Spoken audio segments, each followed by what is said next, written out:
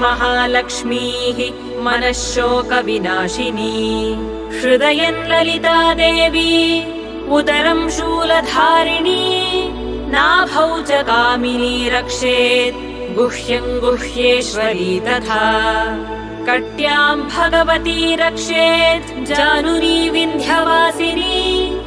भूतनाथा च मेढ्रं मे ऊरू महिषवाहिनी जङ्घे महाबला प्रोक्ता सर्वकामप्रदायिनी गुल्फयोर्नारसिंही च पादौ चामिततेजसी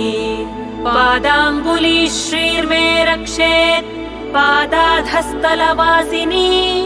नखान्दंष्ट्राकराली च केशांश्चैवोर्ध्वकेशिनी रोमकूपेषु कौबेरी त्वचं वागीश्वरी तथा